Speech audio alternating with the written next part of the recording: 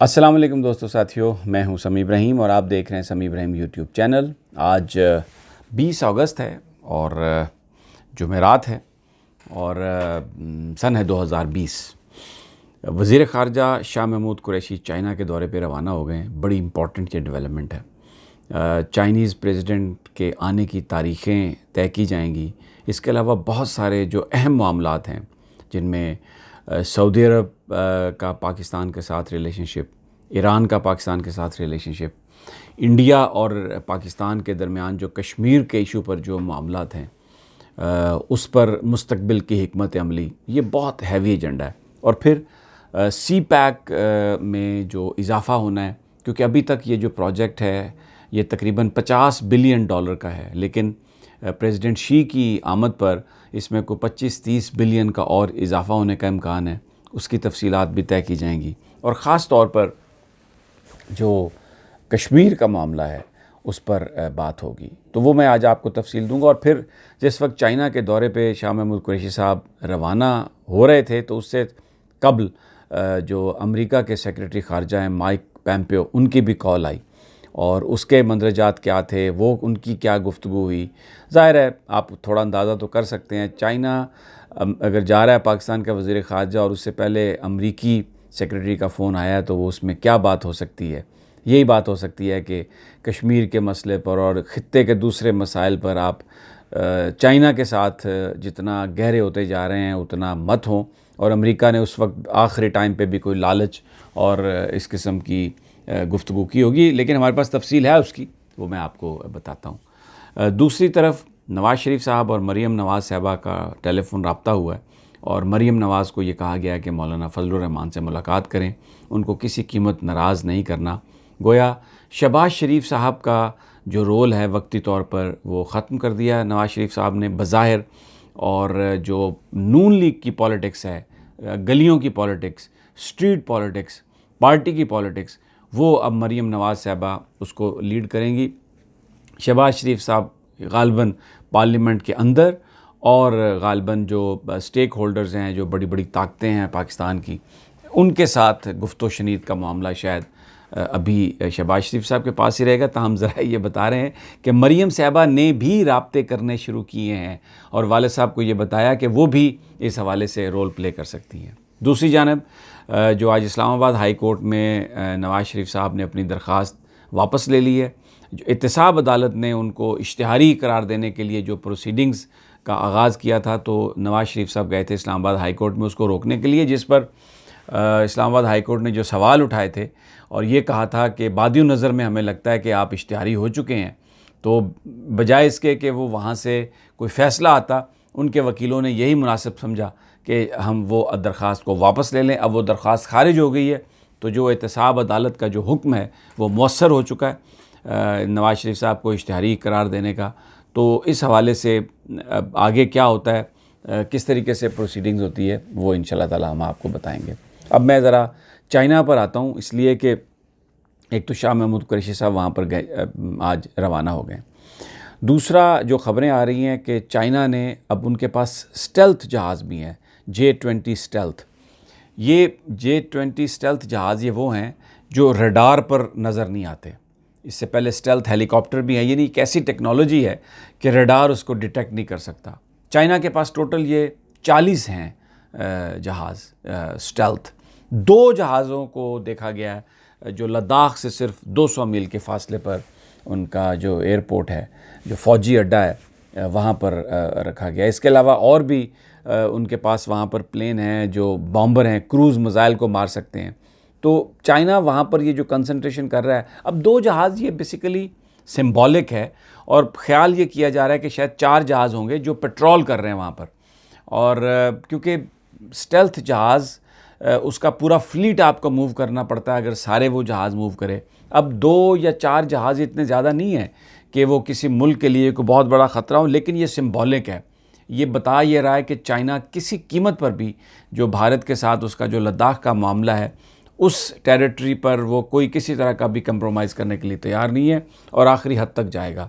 और अब जो हमारे वज़ीर ख़ारजा शाह महमूद कुरैशी साहब जा रहे हैं, देखें सऊदी अरब से जो ख़बरें आई हैं उसमें एक कोल्ड रिस्पांस दिया है सऊदी अरब ने।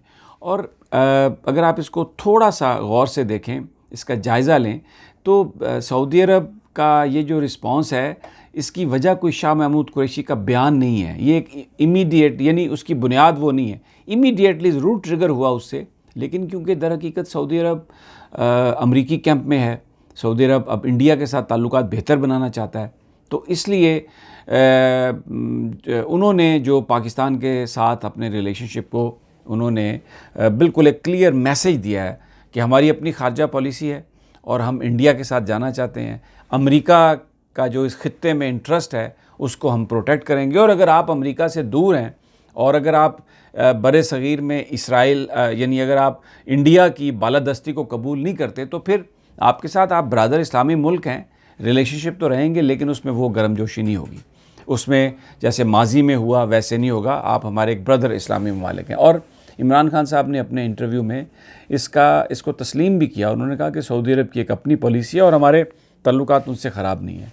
अब माइक पॉम्पियो ने जो आज फ़ोन किया, उसमें उन्होंने अफ़गान प्रोसेस में पाकिस्तान की तारीफ़ भी की है और ये कहा है कि आप अब मज़ीद मदद करें, और वहाँ पर जो पावर शेयरिंग है उसके हवाले से कोई इस तरह का इशू होना चाहिए, मामलात को इस तरह से हल करना चाहिए कि तमाम स्टेक होल्डर्स को गवर्नमेंट में वो आ सकें और तालिबान को आप सेम पेज पे लेके आएँ, पाकिस्तान अपना किरदार अदा करे। लेकिन दूसरा मामला कश्मीर का था, उसमें वज़ीर ख़ारजा ने ये बात बताई कि कश्मीर के अंदर जो कुछ हो रहा है, ख़ित्ते में अगर आप मुस्तकिल और पायदार अमन चाहते हैं तो ये कश्मीर के हवाले से भारत पर आपको दबाव डालना पड़ेगा। और सऊदी अरब के हवाले से भी गुफ्तगू हुई, इस खित्ते में जो अमेरिकन मफादात हैं उनके हवाले से गुफ्तगू हुई। माइक पॉम्पियो का ये कहना था कि चाइना के साथ बहुत ज़्यादा जो रवाबत हैं वो पाकिस्तान के हक़ में नहीं होंगे, पाकिस्तान आइसोलेशन में चला जाएगा, और पाकिस्तान को चाहिए कि वो जो अमरीकी इमदाद है या जो वेस्ट की इमदाद आ सकती है, हम आपकी बहुत मदद कर सकते हैं इकॉनमी को to put back on track, लेकिन आप कश्मीर के मसले पर और ख़ित्ते के अंदर जो पॉलिसी मैटर्स हैं उसमें आप चाइना की बजाय पाकिस्तान और अमेरिका और उनके इत्तेहादियों का साथ दें। जिस पर वज़ीर ख़ारजा शाह महमूद कुरैशी ने यही बात की कि हम पाकिस्तान एक आज़ाद मुल्क है और हम इस खित्ते में अमन चाहते हैं। माजी में तो यानी जो कुछ भी होता रहा, लेकिन अब हम अमन के पार्टनर हैं, तो उसमें हम अफ़गानिस्तान में भी मदद करेंगे और कश्मीर में भी हम चाहते हैं सूरत हाल इम्प्रूव हो जाए, और लेकिन हम उस पर कोई कंप्रोमाइज़ नहीं करेंगे। हम अपने कश्मीरी बहन भाइयों को इस तरह तनहा नहीं छोड़ सकते। ये जो जुल्म है उसके आगे हम अपनी आंखें बंद नहीं कर सकते। अब मैंने आपको बताया कि सूरत हाल जो बनी हुई है, लग ऐसा रहा है कि पाकिस्तान चाइना के साथ जो ये जो दौरा है शाह महमूद कुरैशी का, उसमें जो चाइनीज़ प्रेसिडेंट हैं उनका पूरा एजेंडा तय होगा और उनकी आमद सर्दियों में मुतवक्को है अगले 2-3 माह में। ये बड़ा गेम चेंजर होगी। ML1 जो रेलवे का मामला है, पूरा ट्रैक तब्दील करने का, इसी महीने उसका टेंडर भी हो जाएगा। बहुत बड़ी अमाउंट आएगी। और एक बात मैं आपको बताऊं, सऊदी अरब अब गवादर में ऑयल रिफाइनरी नहीं बना रहा, पहले भी मैं आपको बता चुका हूँ, चाइना बनाएगा। और इस बात का इम्कान है कि यहाँ पर जो ईरानियन तेल है शायद उसको वो चाइना इस्तेमाल करे। अब दूसरा इशू ये है कि अमेरिका अभी भी ईरान का मुखालिफ है। आज सेक्रेटरी जो पॉम्पियो हैं अमेरिका के, वो यूनाइटेड नेशन में जा रहे हैं, और क्योंकि सिक्योरिटी काउंसिल से वो ईरान के ख़िलाफ़ जो सैंक्शंस थी, जो उन पर पाबंदियाँ थी, उसका रिन्यूअल अमेरिका हासिल नहीं कर सका पूरी दुनिया से। अब अक़वाम सलामती कौंसिल ने जो पाबंदियाँ थी ईरान पर जो लगाई थी उसको रिन्यू नहीं किया, इसलिए वो तो ख़त्म हो जाएंगी। लेकिन आज अमेरिकन्स जा रहे हैं नोटिफाई करने के लिए कि अमेरिका की पाबंदियाँ, अमेरिका की तरफ से आर्म्स एम्बार्गो, और वो जो उसने टेररिस्ट डिक्लेयर किया हुआ है, और बहुत सारे जो कोई भी ईरान के बैंक के साथ डील करेगा अमेरिका उसको ब्लैकलिस्ट कर देगा। वो इन चीज़ों के लिए तो वो आज यूनाइटेड नेशन को बाकायदा नोटिफाई करेंगे। अब पाकिस्तान क्योंकि बहुत हम क्लोज़ हैं अमेरिका से, हमारी बहुत सारी डील्स हैं अमेरिका से, अगर हम ईरान के नज़दीक जाएंगे, जैसा कि चाइना के ब्लॉक में शामिल हो गया ईरान, तो एक ये फ़ैसला करना होगा हमारे हुक्मरानों को कि किस हद तक जाएंगे। प्राइम मिनिस्टर तो ये कह चुके हैं कि हमारा मुस्तकबिल चाइना के साथ है। अब जो असल बात है पाकिस्तान के लिए जो चैलेंज है वो यही हो सकता है कि अमेरिका को इस बात पर कन्विंस किया जाए कि जिस तरह आपने इंडिया को ये इस्तिस्ना दे दिया था कि वो ईरान से अगर चाहे तो तेल ख़रीद सकता है, कारोबार कर सकता है, तो पाकिस्तान को भी एक ऐसा ही इस्तिस्ना मिलना चाहिए कि पाकिस्तान अगर ईरान से कोई बिज़नेस कर सकता है, कोई तेल का, अपनी पेट्रोलियम, अपनी एनर्जी सेक्टर के लिए, तो उसको सैंक्शन दे। और इस वक्त जो सूरत हाल है, अमेरिका ये नहीं चाहेगा कि पाकिस्तान मुकम्मल तौर पर चाइनीज़ कैंप में चला जाए और इस खित्ते में अमेरिका को बिल्कुल आइसोलेट कर दे, क्योंकि अफ़गानिस्तान के अंदर जो अमन का रास्ता है वो पाकिस्तान के ज़रिए जाता है, और ये अमेरिकन्स कहते हैं बार बार। तो इस बात, लेकिन अगर हम इंटेलिजेंटली इस चीज़ को हैंडल करें तो हम एक स्मार्ट कौम के तौर पर आना चाहिए। अपने मफादात के तहफ़्फ़ुज़ के लिए दुनिया में किसी के साथ भी हमारी कन्फ्रंटेशन नहीं होनी चाहिए। अमेरिका के साथ रिलेशनशिप ठीक होने चाहिए, सऊदी अरब के साथ भी रिलेशनशिप ठीक होने चाहिए, और ईरान के साथ भी हमें अपने रिलेशंस को इम्प्रूव करना है। तो ये बहुत बड़ा चैलेंज है। शाह महमूद कुरैशी एक बड़े समझदार आदमी हैं। अब लेट्स सी कि वो किस तरह से चीज़ें अनफोल्ड होती हैं। हम आपको उस हवाले से ताज़ा देते रहेंगे। दूसरा, पाकिस्तान की सियासत में देखें, अब चाइनीज़ प्रेसिडेंट आने वाले हैं। अब आप ये देख लें, फिर दोबारा अपोजिशन एक एहतजाज का सोच रही है। ये इसमें आप देखें कि आपको इसमें बैरूनी हाथ, अब मैं ये कहूँगा तो हमारे दोस्त बहुत खफा हो जाएंगे, अपोजिशन वाले भी खफा होंगे, नून लीग वाले भी। अब आप देखें, जैसे ही आज शाह महमूद कुरैशी चाइना के दौरे पे रवाना हो रहे हैं और वज़ीर आज़म साबिक जो नवाज़ शरीफ हैं अपनी बेटी से कह रहे हैं कि मौलाना फजलुर रहमान से मिलें और उनको नाराज़ नहीं करना। और मौलाना फजलुर रहमान APC के बाद अपनी उन्होंने जो कारकुनों को ये कहा है कि हम दोबारा एहतजाज करने जा रहे हैं। प्लान ये बना रहे हैं कि जिस वक्त चाइनीज़ प्रेसिडेंट यहाँ पर आएँ तो फिर एहतजाज हो। और ये इसका फ़ायदा किसका? इसका फ़ायदा इंडिया को होगा, इसका फ़ायदा अमेरिका को होगा। चाइनीज़ प्रेसिडेंट को ये मैसेज जाएगा कि ये हुकूमत कोई ज़्यादा स्टेबल नहीं है। लेकिन CPEC जो है, इसीलिए जनरल रिटायर्ड आसिम सलीम बाजवा को उस अथॉरिटी का चेयरमैन बनाया गया। इसकी ज़मानत पाकिस्तान की फ़ौज ने दी है।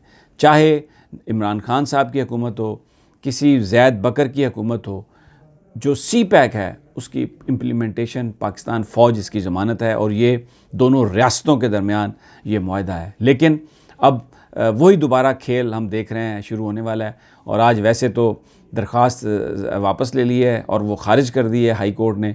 अब इसमें कोई शक नहीं लग रहा कि आर्गूमेंट कोई नहीं है नवाज़ शरीफ साहब के पास, वो इश्तिहारी हैं जो एहतसाब अदालत ने कही बात, क्योंकि पंजाब गवर्नमेंट ने उनकी ज़मानत में तोसी नहीं की और पंजाब गवर्नमेंट का ऑर्डर ही मांगा था अदालत ने।